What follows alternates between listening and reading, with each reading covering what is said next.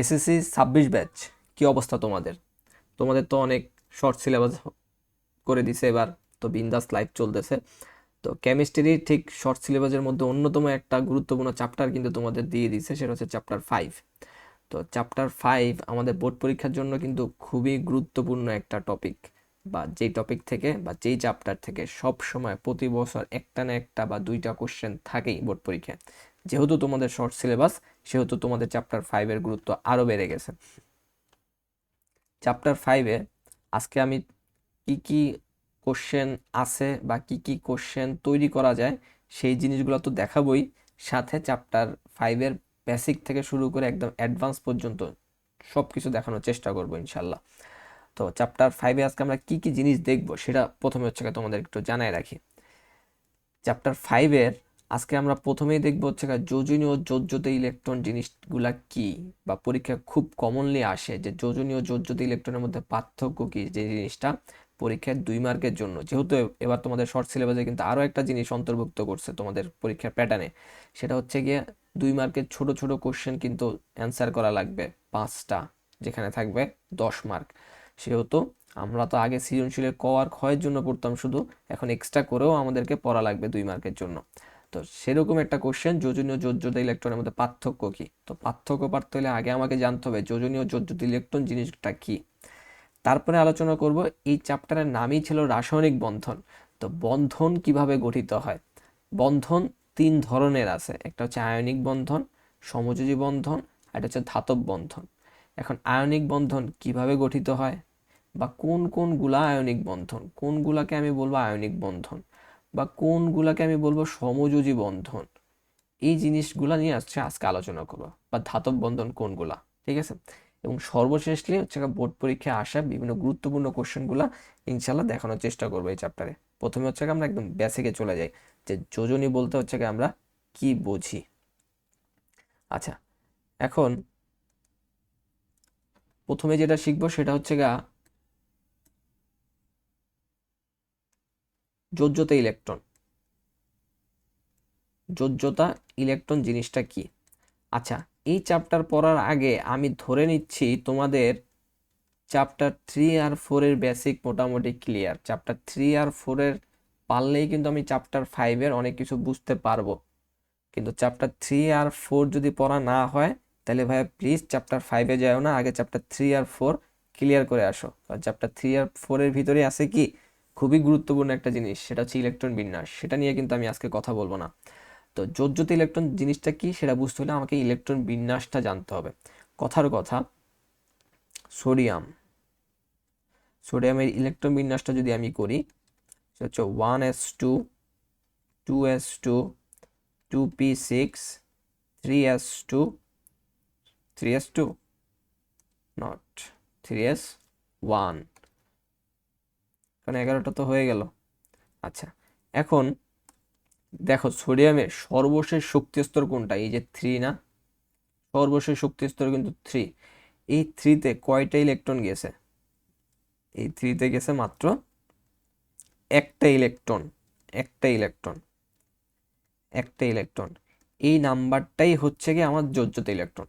তাহলে যোজ্যতা ইলেকট্রন জিনিসটা কি, কোনো মৌলের সর্বশেষ শক্তি স্তরে যেই কয়টা ইলেকট্রন থাকে সেটাই হচ্ছে কি আমার যোজ্যতা ইলেকট্রন। আমি আবার বলতেছি, কোনো মৌলের সর্বশেষ শক্তি স্তরে যেই কয়টা ইলেকট্রন থাকে সেই সংখ্যাটা হচ্ছে যোজ্যতা ইলেকট্রন। আচ্ছা, এখন একটু মিলাই দেখি আমরা অন্য মৌলের সাথে জিনিসগুলো কেমনে হয়।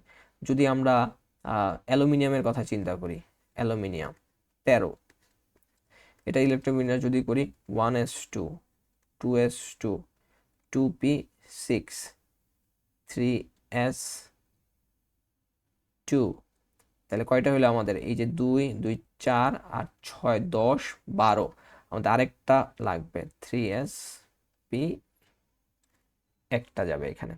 তাহলে এখানে সর্বশেষ শক্তি স্তর কোনটা, এখানে সর্বশেষ শক্তি স্তর হচ্ছে আমাদের 3 নাম্বার শক্তি স্তরটা হচ্ছে আমাদের সর্বশেষ শক্তি স্তর।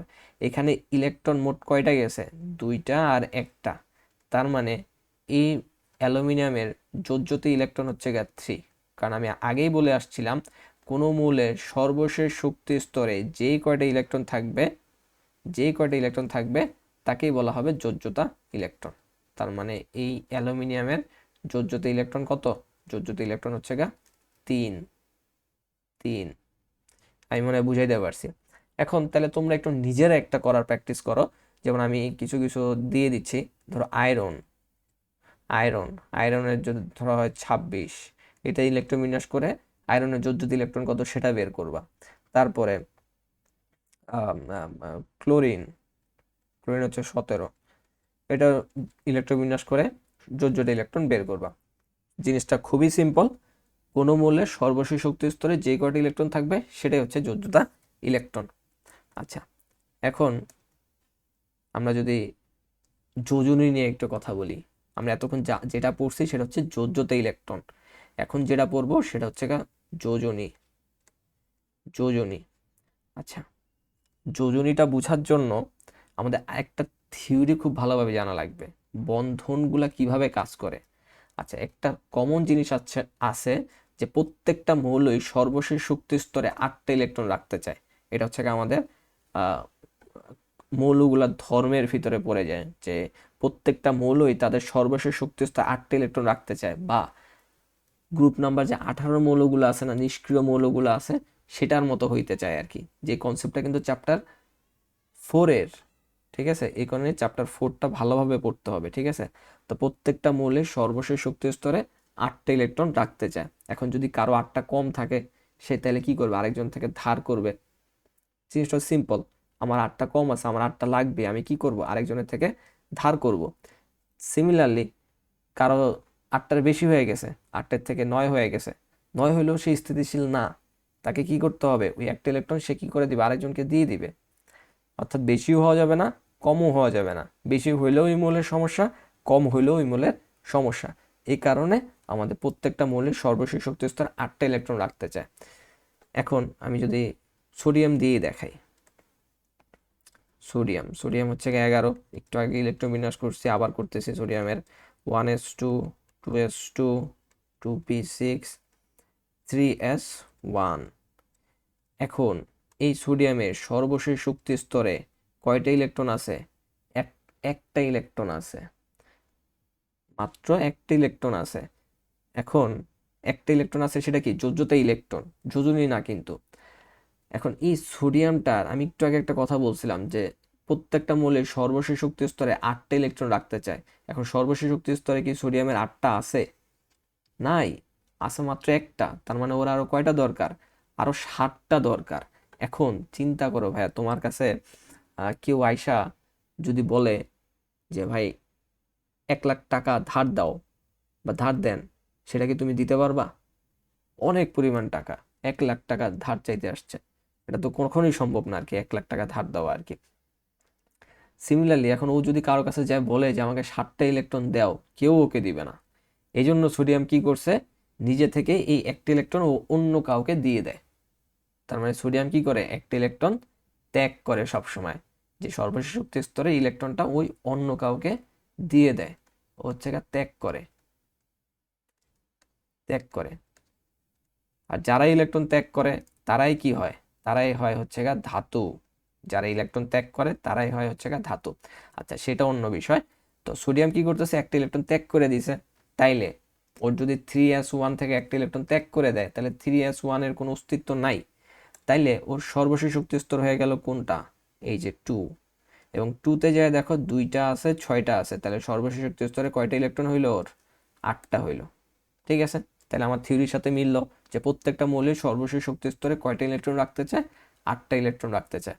তাহলে ও যে একটা ইলেকট্রন ত্যাগ করে দিছে, কারণ ও 8টা ইলেকট্রন রাখতে চায়, এই কারণে একটা ইলেকট্রন ত্যাগ করে দিছে, বা কারোর সাথে বন্ধন তৈরি করতে চায়। ও যে একটা ইলেকট্রন ছেড়ে দিছে, সেই একটা ইলেকট্রন তো আকাশে বাতাসে ঘুরবে না, এই একটা ইলেকট্রন ও অন্য কাউকে দিয়ে দিছে, এবং যাকে দিয়ে দিছে তার সাথে ওর একটা বন্ধন তৈরি হয়ে গেছে, প্রেম ভালোবাসা তৈরি হয়ে গেছে। তো ও যে বন্ধন গঠন করার জন্য কোনো মৌল, আবার বলতেছি, বন্ধন গঠন করার জন্য কোনো মৌল যেই কয়টা ইলেকট্রন ত্যাগ করে অথবা যেই কয়টা ইলেকট্রন গ্রহণ করে তাকে যোজনী বলা হয়। কিছু বুঝতে পারো নাই? আবার বলতেছি, কোনো একটা মৌল বন্ধন গঠনের জন্য বা সর্বশেষ শক্তি স্তরে 8টা ইলেকট্রন রাখার জন্য যেই কয়টা ইলেকট্রন ত্যাগ করে অথবা যেই কয়টা ইলেকট্রন গ্রহণ করে, সেই নাম্বারটা বা সেই সংখ্যাটাকে কি বলা হয়? যোজনী বলা হয়। তাহলে এখানে সোডিয়াম কয়টা ইলেকট্রন ত্যাগ করছে? এখানে সোডিয়াম ত্যাগ করছে মাত্র একটা ইলেকট্রন ত্যাগ করছে, একটা ইলেকট্রন ত্যাগ করছে। ইলেকট্রন বানান ভুল হয়েছে, ইলেকট্রন বানান ভুল হয়েছে, পরে তো চিল্লাপাল্লা করবা। একটি ইলেকট্রন ত্যাগ করছে, তাইলে সোডিয়ামের যোজনী কত? যোজনী এক, সিম্পল। ও সর্বশেষ শক্তি স্তরে একটা ইলেকট্রন রাখার জন্য, সরি 8টা ইলেকট্রন রাখার জন্য একটা ইলেকট্রন ত্যাগ করছে, তাহলে ওর যোজনী কত হয়ে গেছে? 1 হয়ে গেছে। এখন একটু আমরা যদি অন্যভাবে আসি, যে ক্লোরিন, ক্লোরিন হচ্ছে 17, এটার ইলেকট্রন বিন্যাসটা যদি একটু করি, 1s2 2s2 2p6 3s1, sorry 3s2 3p5 5। এখন দেখো 17টা হয়েছে, 4 10 12 12 আর 5 হচ্ছে 17। আচ্ছা, এখন আমি কি বলছিলাম, প্রত্যেকটা মৌলের সর্বশেষ শক্তি স্তরে কয়টা ইলেকট্রন রাখতে চায়? 8টা ইলেকট্রন রাখতে চায়। তাহলে এখানে ওদের কয়টা আছে সর্বশেষ শক্তি স্তরে? এখানে 2টা, এখানে 5টা। তাহলে ওর আছে কয়টা? 7টা। ওর কি 8টা আছে? নাই, 8টা নাই। তাইলে ও কি করবে? ওর কাছে যেহেতু 7টা আছে, ও যদি যায় বলে যে ভাই আমাকে 1 টাকা ধার দেন, ওকে কিন্তু অনেকে ধার দিবে আর কি। তুমিও দিবা, আমিও দিব। ওই যে একটু আগে বলছিলাম 1 লাখ টাকা কেউ ধার দিবে না। সোডিয়ামের 8টা দরকার ছিল, 7টা দরকার ছিল, 7টা কেউ দিবে না, সেজন্য নিজের থেকেই বলছে যে আমি এটা নিজেরটা ত্যাগ করে দিই। এখন ওর হচ্ছে 7টা আছে, ও 7টা ত্যাগ করে দেওয়া খুব কষ্ট, কারণ ওর পুরা 7টা বিল্ডিং আছে। এখন ওর আরেকটা বিল্ডিং হইলে হয়ে যায়, তো 7টা বিল্ডিং তো ছাইড়া দিয়ে আসবে না আর কি, ঠিক আছে। এই কারণে ও কি করে, একটা ইলেকট্রন অন্য কারো থেকে গ্রহণ করে। এই যে ধরো সোডিয়াম একটা ইলেকট্রন ত্যাগ করছে, ক্লোরিন ওইটা গ্রহণ করবে, ঠিক আছে। তাইলে ক্লোরিন সর্বশেষ শক্তি স্তর 8টা ইলেকট্রন করার জন্য কয়টা ইলেকট্রন গ্রহণ করলো? একটা ইলেকট্রন গ্রহণ করলো। একটা ইলেকট্রন গ্রহণ করে নাই, করবে যদি বন্ধন গঠন করে। তাহলে ক্লোরিন যে একটা ইলেকট্রন, ক্লোরিন সবসময় একটা ইলেকট্রন গ্রহণ করবে, কখনোই 7টা ইলেকট্রন ছাড়তে পারবে না। তাহলে এই যে একটা ইলেকট্রন বন্ধন গঠন করার জন্য যে একটা ইলেকট্রন গ্রহণ করবে, ওই নাম্বারটা, কয়টা ইলেকট্রন গ্রহণ করতেছে? একটি ইলেকট্রন। ওই নাম্বারটাই হচ্ছে কি যোজনী। তার মানে ক্লোরিনের যোজনী কত? 1। কিন্তু আমি যদি বলি ক্লোরিনের যোজ্যতা ইলেকট্রন কত, তাহলে দেখো ক্লোরিনের যোজ্যতা ইলেকট্রন কিন্তু 7। কারণ সর্বশেষ শক্তি স্তরে যেই কয়টা ইলেকট্রন থাকে সেই নাম্বারটাকেই যোজ্যতা ইলেকট্রন বলা হয়। তাহলে ক্লোরিনের সর্বশেষ শক্তি স্তরে 7টা আছে, 7 হচ্ছে যোজ্যতা ইলেকট্রন। কিন্তু যোজনীর কথা যদি আসি, তখন কিন্তু যোজনী 1, কারণ ও হচ্ছে বন্ধন গঠনের জন্য একটি ইলেকট্রন গ্রহণ করে, ঠিক আছে। এই ছিল যোজ্যতা ইলেকট্রন আর হচ্ছে যোজনীর মধ্যে মেনলি পার্থক্যটা আর কি, মেন পার্থক্যটা। আবার একটু রিকল করে দেই, যোজ্যতা ইলেকট্রন কি ছিল? কোনো মৌলের সর্বশেষ শক্তি স্তরে যেই কয়টা ইলেকট্রন থাকে সেই নাম্বারটাকে বলা হয় যোজ্যতা ইলেকট্রন। আর যোজনী হচ্ছে কি, বন্ধন গঠনের উদ্দেশ্যে কোনো মৌল যেই কয়টা ইলেকট্রন ত্যাগ করে অথবা যে কয়টা ইলেকট্রন গ্রহণ করে সেই নাম্বারটা বা সেই সংখ্যাটাকেই যোজনী বলা হয়, ঠিক আছে। আচ্ছা, এরপরে যেই টপিকে আমরা যাব, আমাদের যোজ্যতা ইলেকট্রন মোটামুটি কাভার আপ হয়ে গেছে। এখন আমরা যাব হচ্ছে বন্ধনে, বন্ধনে যাব, আয়নিক বন্ধনটাতে যাব এখন। আয়নিক বন্ধনের মানে বন্ধন তো হচ্ছে আমাদের মোটামুটি কয় প্রকার আছে? 3 প্রকার আছে, আয়নিক বন্ধন, সমযোজী বন্ধন, আর এটা হচ্ছে ধাতব বন্ধন। আমরা একটু আয়নিক বন্ধন নিয়ে প্রথমে কথা বলি। আয়নিক বন্ধনে প্রথমে ক্যারেক্টারিস্টিক নিয়ে একটু কথা বলি। আয়নিক বন্ধনে সবসময় একটা কি থাকে? ধাতু থাকবে আর একটা অধাতু থাকবে, একটা ধাতু থাকবে আর একটা অধাতু থাকবে। আয়নিক বন্ধন সবসময় ইলেকট্রন আদান প্রদান করে, সবসময় ইলেকট্রন আদান প্রদান করে, ঠিক আছে। আয়নিক বন্ধন মানে এটা তো বন্ধন, বন্ধন মানে তো একটা মৌল এসব বন্ধন গঠন করতে পারবে না। এখানে কয়টা মৌল লাগবে? ধরো 2টা মৌল লাগবে, ধরো একটা হচ্ছে এ মৌল আর একটা হচ্ছে বি মৌল। এখন ওদের ভিতরে একটা কি হবে? বন্ধন হবে। তাহলে এ ও বি এর মধ্যে কোনো একজনকে ধাতু হইতে হবে, কোনো একজনকে অধাতু হইতে হবে, না হলে এটা আয়নিক বন্ধন হবে না। তাহলে আয়নিক বন্ধনে কি একটা ধাতু হইতে হবে আর একটা অধাতু হইতে হবে। আর ওদের ভিতরে কি হইতে হবে? ইলেকট্রন আদান প্রদান হইতে হবে। আদান প্রদান আর শেয়ার জিনিসটা কিন্তু আলাদা। ধরো কথার কথা আমার কাছে একটা চকলেট আছে, সেই চকলেটটা আমি আমার একটা বন্ধুর সাথে আদান প্রদান করব। এখন আদান প্রদান করব মানে আমি ওই চকলেটটা ওকে দিয়ে দিব পুরাটা। কিন্তু শেয়ার যদি করতাম তাহলে আমি কি করতাম, চকলেটটাকে অর্ধেক ভেঙে ওকে অর্ধেক দিতাম, আমি অর্ধেকে রাখতাম, সেটা হচ্ছে শেয়ার। কিন্তু আদান প্রদান মানে আমি চকলেটটা পুরোপুরি আমার বন্ধুকে দিয়ে দিছি। ঠিক আছে, এখানে হচ্ছে ওই আয়নিক বন্ধনের ক্ষেত্রে সেম জিনিসটা ঘটবে, ইলেকট্রনের কি হবে, আদান প্রদান ঘটবে আর কি। ঠিক আছে, এখন এখান থেকে হচ্ছে আমরা আয়নিক বন্ধনের সংজ্ঞাটা দিতে পারি জাস্ট এই দুইটা ক্যারেক্টারিস্টিক থেকেই।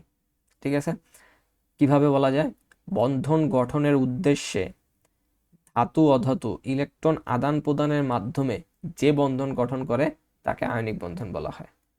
আবার বলতেছি, বন্ধন গঠনের উদ্দেশ্যে ধাতু অধাতু মিলে ইলেকট্রন আদান প্রদানের মাধ্যমে যে বন্ধন গঠন করে তাকে আয়নিক বন্ধন বলা হয়। ঠিক আছে, তোমরা একটু লিখে নিতে পারো। তো এই হচ্ছে আয়নিক বন্ধনের সংজ্ঞাটা। এখন তাহলে আয়নিক বন্ধনে কিছু এক্সাম্পল হচ্ছে আমরা একটু দেখি কোনগুলো আয়নিক বন্ধন হইতে পারে। যেমন সোডিয়াম ক্লোরাইড, এখানে এসে দেখো সোডিয়াম হচ্ছে ধাতু, সোডিয়াম একটা ধাতু। ক্লোরিন এখানে কি, ক্লোরিন একটা অধাতু। কিভাবে বুঝলাম, কেমনে বুঝলাম আমি যে সোডিয়ামটা ধাতু আর ক্লোরিনটা অধাতু? একটা কমন জিনিস আছে, যেসব নামের শেষে আম আছে, এখন আমের সিজন চলতেছে, যেসব নামের শেষে আম আছে তারা সাধারণত ধাতু হয়, আর যেসব নামের সাথে আম নাই তারা সাধারণত অধাতু হয়, তবে এক্সেপশনাল আছে। আচ্ছা, এখন সোডিয়াম, সোডিয়াম, তাহলে সোডিয়ামের নামের শেষে কি ছিল, আম ছিল, তাহলে সোডিয়ামটাকে হচ্ছে আমরা কি বলতে পারতেছি, ধাতু, আর ক্লোরিনটাকে কি বলতে পারতেছি, অধাতু। তাইলে আমি আয়নিক বন্ধনের ক্যারেক্টারিস্টিকের ভিতরেই বলে রাখছিলাম যে একটা কি হবে, ধাতু হবে আর একটা অধাতু হবে। তাহলে এই সোডিয়াম ক্লোরাইড বন্ধনটার ভিতরে একটা ধাতু একটা অধাতু আমি পাইছি, পাইছি। তাহলে সোডিয়াম ক্লোরাইড কি হবে, সোডিয়াম ক্লোরাইড হবে একটা আয়নিক, আয়নিক বন্ধন, আয়নিক বন্ধন। আচ্ছা, এখন যদি আরেকটা এক্সাম্পল দেই, ম্যাগনেসিয়াম ক্লোরাইড, ম্যাগনেসিয়াম, আম, ম্যাগনেসিয়াম, তাহলে মানে এটা কি একটা ধাতু। আর এটা কি ক্লোরিন, নামের শেষে কোনো আম নাই, তার মানে এটা কি অধাতু। তাহলে ধাতু অধাতু মিলে কি বন্ধন তৈরি করে, আয়নিক বন্ধন তৈরি করে, আয়নিক বন্ধন তৈরি করে। আমরা আরো এরকম এক্সাম্পল দিতে পারি, অ্যালুমিনিয়াম ক্লোরাইড, অ্যালুমিনিয়াম ক্লোরাইড। ঠিক আছে, তো এরকম অসংখ্য আমরা আয়নিক বন্ধনের এক্সাম্পল দিতে পারি, এবং এখান থেকে বোর্ড পরীক্ষায় খুব সহজে একটা দুইটা মার্কের অবজেক্টিভ চলে আসে, প্লাস সাবজেক্টিভে তো আসে।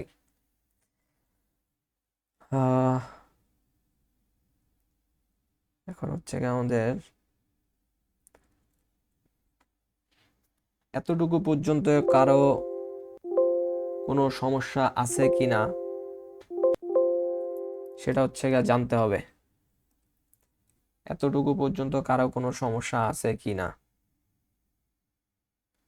সেটা জানাটা খুব জরুরি। আচ্ছা, ধরে নিলাম কারো কোনো সমস্যা নাই, কারো কোনো সমস্যা নাই ধরে নিলাম। একটু মুছে দেই, জায়গার অভাব, এত পরিমাণে স্লাইড নিয়ে নিছিলাম, নতুন স্লাইডও অ্যাড হচ্ছে না,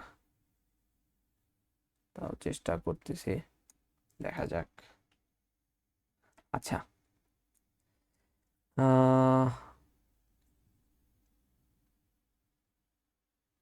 কোন পর্যন্ত ছিলাম, আমরা ছিলাম হচ্ছে এই জায়গাটায়, আয়নিক বন্ধন নিয়ে মোটামুটি কথাবার্তা বলছি। এখন আয়নিক বন্ধন নিয়ে কি টাইপের কোশ্চেন পরীক্ষায় আসে সেটা একটু জানার চেষ্টা করব।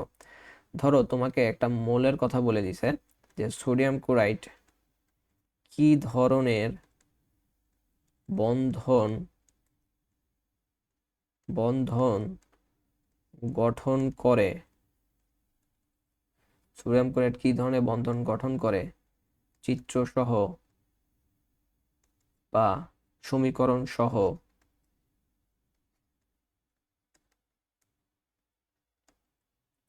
ব্যাখ্যা করো। এরকম টাইপ অফ কোশ্চেন হইতে পারে। এখন এই সোডিয়াম ক্লোরাইডের জায়গায় অন্য কোনো মৌল থাকতে পারে, সরি অন্য কোনো যৌগ থাকতে পারে। আচ্ছা, এখন বলছে সোডিয়াম ক্লোরাইড কি ধরনের বন্ধন গঠন করে। ভাইয়া সোডিয়াম ক্লোরাইড কি ধরনের বন্ধন গঠন করে সেটা পরে, আগে সোডিয়াম ক্লোরাইড কি বন্ধন সেটা হচ্ছে আমাদেরকে আগে জানতে হবে। তাইলে প্রথম কোশ্চেনই হবে তোমাকে বলে দিতে হবে যে সোডিয়াম ক্লোরাইড একটা আয়নিক বন্ধন। সোডিয়াম ক্লোরাইড একটি আয়নিক বন্ধন। কেন? কারণ সোডিয়াম ধাতু, ক্লোরিন অধাতু। সোডিয়াম ধাতু, ক্লোরিন অধাতু, এই কথাটা প্রথম বলে দিতে হবে। ঠিক আছে, তারপরে কি করব? তারপর হচ্ছে কি আমি সোডিয়াম এর ইলেকট্রবিন্যাসটা করব। আমি কিভাবে খাতায় লিখতে হবে সেই জিনিসটা বলতেছি। প্রথমে কি বলবো? সোডিয়াম ক্লোরাইড আয়নিক বন্ধন। কেন? কারণ সোডিয়াম ধাতু আর ক্লোরিন অধাতু। তারপরে সোডিয়াম ইলেকট্রন বিন্যাসটা দিব, ক্লোরিনের ইলেকট্রন বিন্যাসটা দিব। সোডিয়াম ইলেকট্রন বিন্যাস কি? 1s2 2s2 2p6 3s1। আর ক্লোরিনের 1s2 2s2 2p6 3s2 3p5। আচ্ছা, এখন যদি একটু খেয়াল করো ভাইয়া, খেয়াল করো যে সোডিয়াম কি করবে? একটা ইলেকট্রন ত্যাগ করবে, কারণ ওর সর্বশেষ শক্তি স্থান 8টা ইলেকট্রন রাখতে চায়।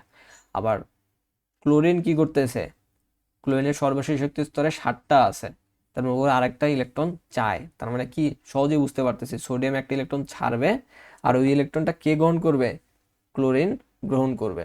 এখন এই পুরো বিষয়টাকেই একটা গ্রাফিক্যালি রিপ্রেজেন্ট করে হচ্ছে আমাদেরকে দেখাইতে হয়। কিভাবে?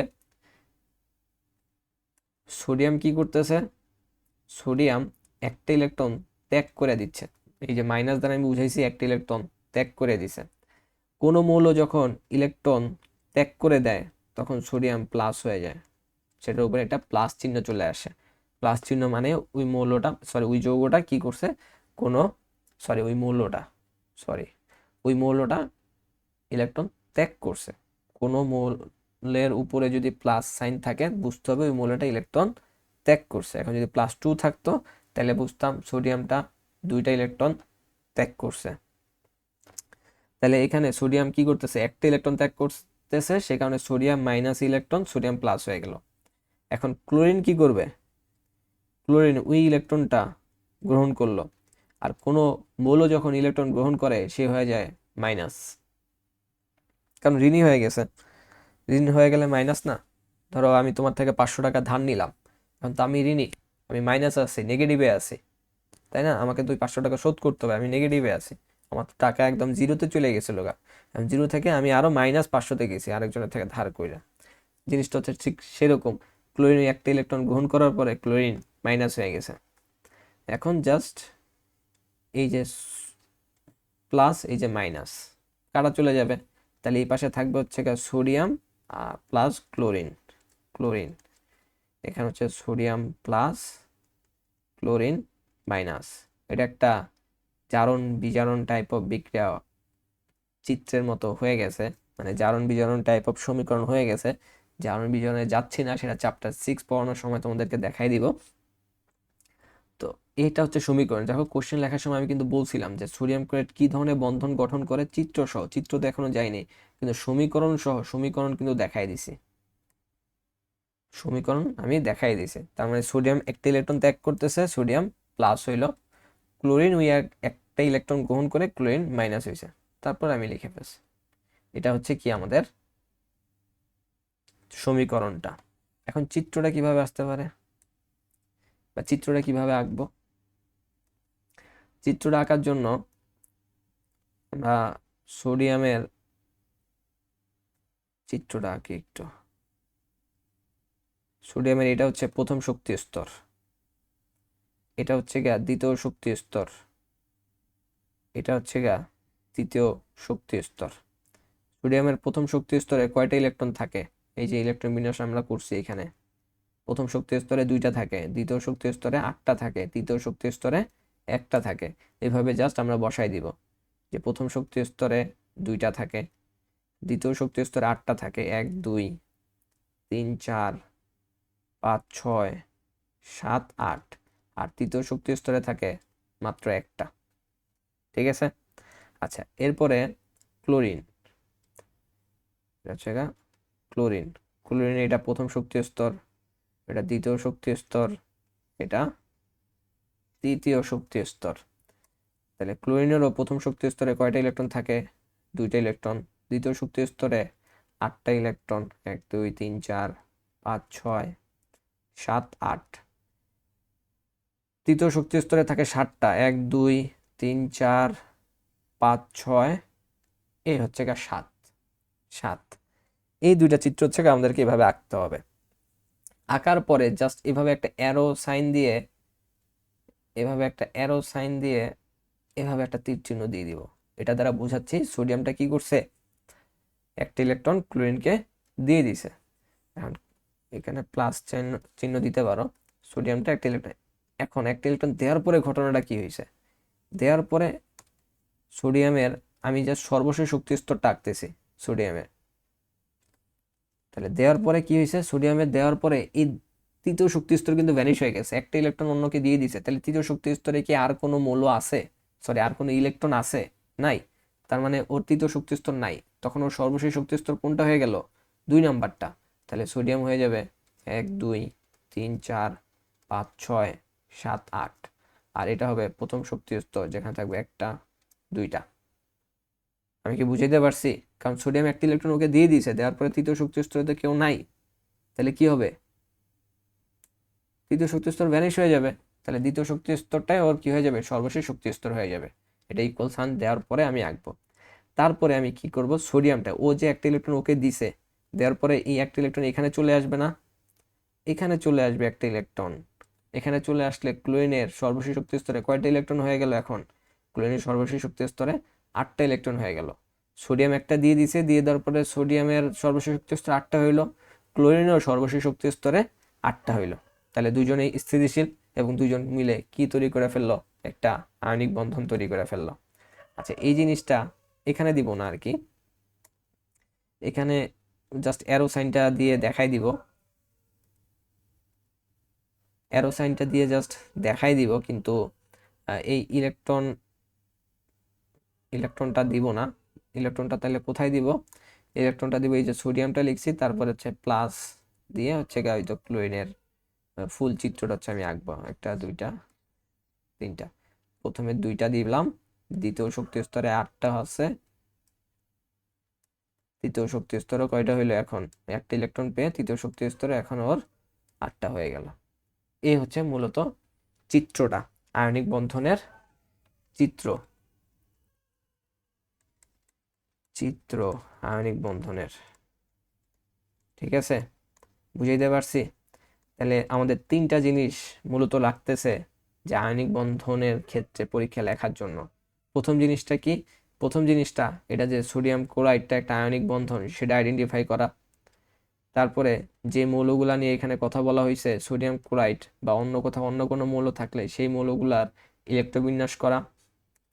তারপরে হচ্ছে গিয়া সমীকরণ তৈরি করা, যে একটা ইলেকট্রন ছাড়লো বা 2টা ইলেকট্রন ছাড়লো বা 3টা ছাড়লো, সেই একটা চিত্র বা সমীকরণ তৈরি করা, চিত্র না তো সমীকরণ তৈরি করা। তারপরে ফাইনালি চিত্র আঁকতে হবে। ঠিক আছে, এই হচ্ছে পরিপূর্ণ। কারো খাতায় যদি 3টা এলিমেন্ট থাকে তাকে মার্ক কাটার অ্যাকচুয়ালি কোনো অপশন নাই। আর এখন বলতে পারবে ব্যাখ্যাটা কি দিব পরীক্ষার হলে, তুমি এখানে কি করছো তাই ব্যাখ্যা দিবা, তুমি এখানে কি কি জিনিসগুলো দেখাইতে চাইতেছো সেই জিনিসগুলো ব্যাখ্যা দিবা। এখানে যে একটা ইলেকট্রন সোডিয়াম একটা ইলেকট্রন ক্লোরিনকে দিয়ে দিছে, দিয়ে দেওয়ার পরে ক্লোরিনের সর্বশেষ শক্তি স্তর 8টা ইলেকট্রন হয়েছে, সোডিয়ামের সর্বশেষ শক্তি স্তর 8টা ইলেকট্রন হয়েছে এবং দুজনেই স্থিতিশীলতা অর্জন করছে, এটা যাইতে পারে। সমীকরণে তুমি কি লিখতে পারো, সমীকরণে সোডিয়াম একটা ইলেকট্রন ত্যাগ করে সোডিয়াম প্লাস হয়েছে, ক্লোরিন একটা ইলেকট্রন গ্রহণ করে ক্লোরিন মাইনাস হয়েছে। এই তো বুঝে গেছে, হোপফুলি বুঝাইতে পারছি সোডিয়াম ক্লোরাইড কেন আয়নিক বন্ধন। এখন তোমাদের টাস্ক, তোমাদের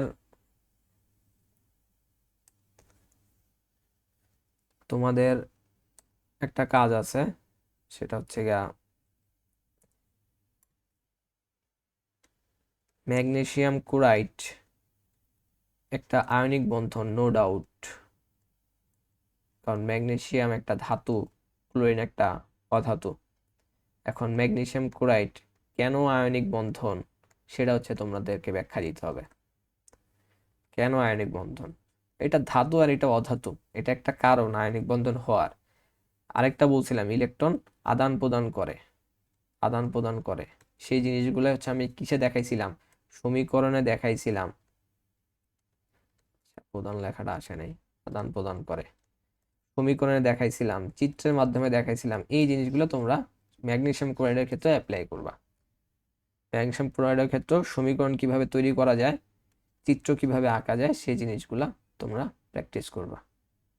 বুঝতে পারছি? এবং ম্যাগনেসিয়াম আর ক্লোরিনের ইলেকট্রোবিন্যাসগুলো খাতায় লিখতে হবে আর কি।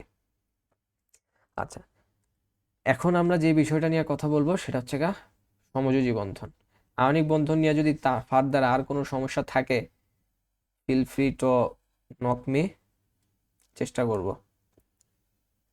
আমি তো জাস্ট সময় স্বল্পতার কারণে মাত্র একটা উদাহরণ দিয়ে দেখাইছি। আচ্ছা, এখন হচ্ছে যেটা করব সেটা হচ্ছে সমযোজী বন্ধন। সমযোজী বন্ধন, সমযোজী বন্ধনের ভিতরে কি হয়? সমযোজী বন্ধনের ভিতরে দুইটাই অধাতু হবে, দুটাই অধাতু হবে। যে বন্ধনটা গঠন করবে, বন্ধন গঠন করার পরে দুটাই অধাতু হবে। এরপরে এরা ইলেকট্রন শেয়ার করবে। একটু আগে বলতেছিলাম শেয়ার করা মানেটা কি। শেয়ার করবে মানে হচ্ছে আমি একটা চকলেট আমার কাছে আছে, সেই চকলেটটা আমি আমার বন্ধুকে অর্ধেক দিলাম, আমি নিজের কাছে অর্ধেক রাখলাম, এটা হচ্ছে শেয়ার। আর যদি চকলেটটা আমি পুরোপুরি দিয়ে দেই, সেটা হচ্ছে আদান প্রদান, আমি তাকে প্রদান করে দিছি। ঠিক আছে? তাহলে সমযোজী বন্ধনের সংজ্ঞা যদি জানতে চাই, তাহলে হচ্ছে কি লিখবো? এই দুইটা কন্ডিশন দিয়ে আমি সংজ্ঞা লিখতে পারি। কিভাবে বলতেছি, বন্ধন গঠনের উদ্দেশ্যে অধাতু অধাতু মিলে ইলেকট্রন শেয়ারের মাধ্যমে যে বন্ধন গঠন করে তাকে সমযোজী বন্ধন বলা হয়।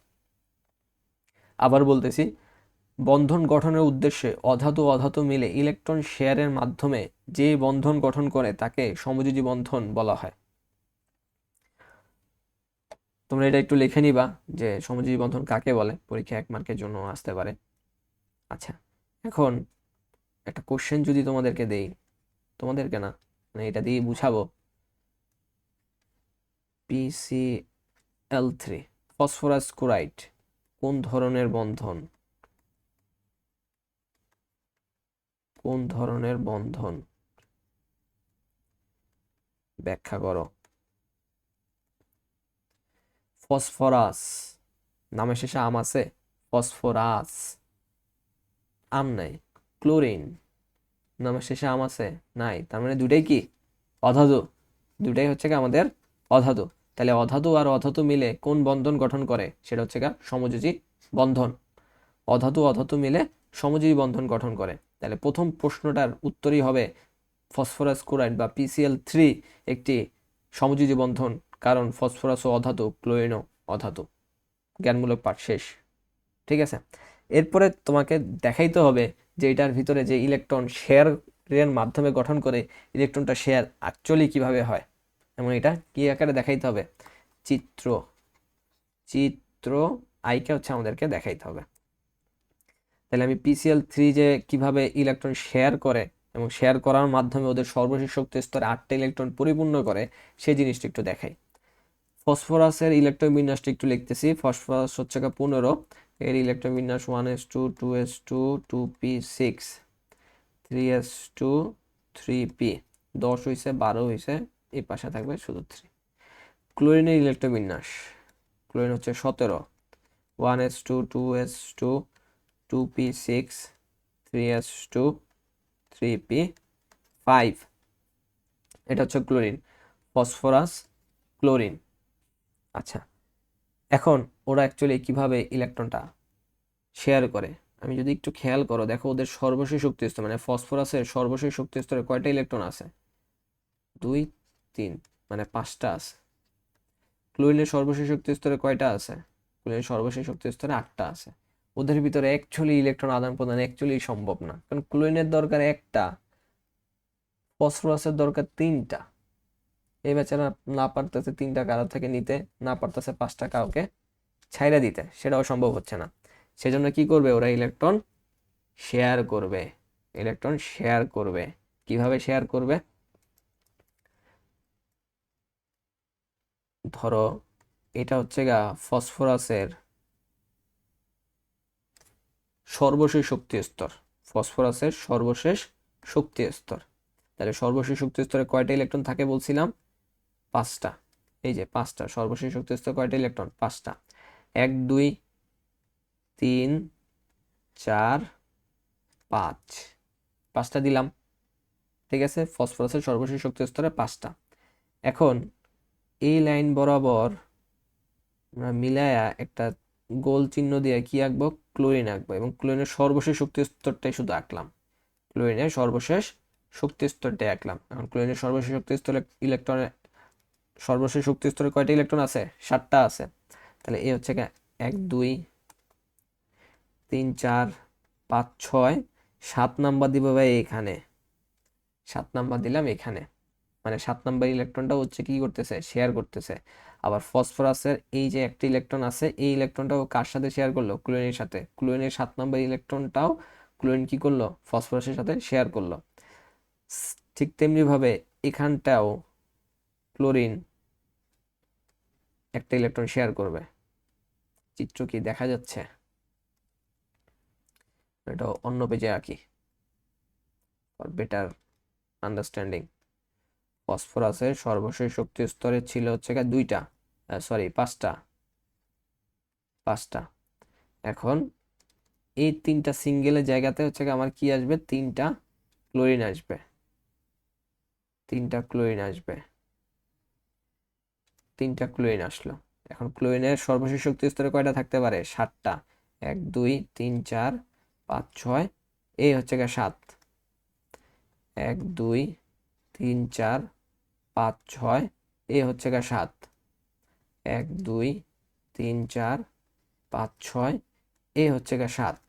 এখন একটু খেয়াল করো তো ভাইয়া, ফসফরাসের সর্বশেষ শক্তি স্তরে তাহলে এখন কয়টা ইলেকট্রন তৈরি হয়ে গেছে? 1 2 3 4 5 6 7 8। তাহলে ফসফরাসের সর্বশেষ শক্তি স্তরে 8টা ইলেকট্রন হইলো। এখন এই যে 3টা ক্লোরিন আঁকলাম, এই ক্লোরিন গুলা সর্বশেষ শক্তি স্তরে কয়টা ইলেকট্রন হইতেছে? 1 2 3 4 5 6 7 8। 1 2 3 4 5 6 7 8। 1 2 3 4 5 6 7 8। তাহলে ক্লোরিনের সর্বশেষ শক্তি স্তরে 8টা ইলেকট্রন হইলো, ফসফরাসেরও সর্বশেষ শক্তি স্তরে 8টা ইলেকট্রন হইলো। বিনিময়ে ওরা কি করছে? এই জায়গাগুলোতে শেয়ার করছে ইলেকট্রনগুলা, শেয়ারের মাধ্যমে তৈরি হয়েছে। বুঝাইতে পারছি? তাহলে PCl3 একটা কি বন্ধন? PCl3 একটা সমযোজী বন্ধন। কারণ হচ্ছে ওরা হচ্ছে ইলেকট্রন শেয়ার করে। ইলেকট্রন শেয়ার করে। এখন ঠিক তেমনি ভাবে পানির ক্ষেত্রেও যদি আসি, H2O, হাইড্রোজেন একটা অধাতু, অক্সিজেন একটা অধাতু, তাহলে পানি একটা কি? সমযোজী বন্ধন। পানি একটা কি? সমযোজী বন্ধন। আচ্ছা, এখন হাইড্রোজেনের ইলেকট্রন বিন্যাসটা যদি আমরা একটু লিখি, হাইড্রোজেন হচ্ছে 1, তাহলে 1s1। অক্সিজেন হচ্ছে কত? অক্সিজেন 8, তাহলে 1s2 2s2 2p6 তো হবে না 8, তাহলে এখানে হবে 2p4, 8টা। অক্সিজেনের সর্বশেষ শক্তি স্তরে কয়টা আছে? 6টা আছে। আর হাইড্রোজেনের সর্বশেষ শক্তি স্তরে কয়টা আছে? একটা আছে। তাহলে এই জিনিসটা কি করবো আমরা? হচ্ছে ইলেকট্রন শেয়ারের মাধ্যমে করব। আমরা যদি অক্সিজেনের সর্বশেষ শক্তি স্তরটা আঁকি, চিত্রটা আমি খুব বাজে চিত্র আঁকায়, পেন্সিল দিয়ে ট্রাই করি। ওকে, অক্সিজেনের সর্বশেষ শক্তি স্তরে 6টা ইলেকট্রন আছে। তার মধ্যে এই 1 2 3 4 এই দিলাম 5, এই দিলাম 6। ঠিক আছে। আচ্ছা, এখন যেই দুই জায়গায় সিঙ্গেল দিলাম সেই দুই জায়গাতে হচ্ছে কি আমি একটা হাইড্রোজেন আনবো, এই জায়গাতেও আমি একটা হাইড্রোজেন আনবো, কারণ হাইড্রোজেন কয়টা ছিল আমার এখানে, হাইড্রোজেন ছিল হচ্ছে গা 2টা। তাহলে এখানে একটা হাইড্রোজেন আনছি, এখানে একটা হাইড্রোজেন আনছি। হাইড্রোজেনের ইলেকট্রন সংখ্যা কয়টা, একটা। এই একটা ইলেকট্রন ও কি করবে, অক্সিজেনের সাথে শেয়ার করবে। এই হাইড্রোজেনের সর্বশেষ স্তরের ইলেকট্রন কয়টা, একটা। এটা কি করবে, ও হচ্ছে কি অক্সিজেনের সাথে শেয়ার করবে। এখন একটু খেয়াল করো, অক্সিজেনের সর্বশেষ শক্তি স্তরে 8টা ইলেকট্রন হয়ে গেছে, 2, 4, 6, 8। আর হাইড্রোজেনের সর্বশেষ শক্তি স্তরে 2টা করে হয়ে গেছে। এটাকে বলা হয় দুইয়ের নিয়ম। কোনো মৌল যদি সর্বশেষ শক্তি স্তরে 2টা ইলেকট্রনও ম্যানেজ করতে পারে, সেটা হচ্ছে কি স্থিতিশীল। 2টা ইলেকট্রন ম্যানেজ করা মানে হচ্ছে কি ওর আহ, হাতে যদি অপশন থাকে 8টা, তো ও 8টাই করবে। যেমন দুইয়ের নিয়ম মেনে চলে সাধারণত hydrogen, helium, lithium, beryllium, boron, এই 4-5টা মৌলই শুধু মেনে চলে আর কি। শুরুর দিকে যে মৌলগুলো পর্যায় সারণী, সেই মৌলগুলো আর কি। এছাড়া কেউ দুইয়ের নিয়ম মানে না। যেমন হাইড্রোজেনের 2টা বানাইতে পারছি, তার মানে হাইড্রোজেন স্থিতিশীল। তো ওরা হচ্ছে অক্সিজেন স্থিতিশীল, এবং ওরা দুইজন মিলে কি তৈরি করছে, একটা সমযোজী বন্ধন তৈরি করছে। আশা করি বুঝাইতে পারছি। তো পরবর্তী একটা ভিডিওতে হচ্ছে কি আমরা পুরোপুরি জিনিসগুলো আর কি বোর্ডের পরীক্ষায় কিভাবে বা এই যে টপিকগুলো থেকে কোন কোন কোশ্চেনগুলো আসছে সেই কোশ্চেনগুলো হচ্ছে অ্যানালাইসিস করবো, প্লাস সলভ করে দেওয়ার চেষ্টা করব। কিন্তু আজকের ক্লাসটা একদমই আমি বেসিক একটা ক্লাস নিয়েছি, এবং আয়নিক বন্ধন, সমযোজী বন্ধন কারো যদি সমস্যা থাকে তারপরে ফার্দার হচ্ছে আমাকে জানাইতে পারো। হোপফুলি দেখা হবে তোমাদের সাথে আবার অন্য কোনো ক্লাসে, অন্য কোনো ভঙ্গিতে, অন্য কোনো উপায়ে।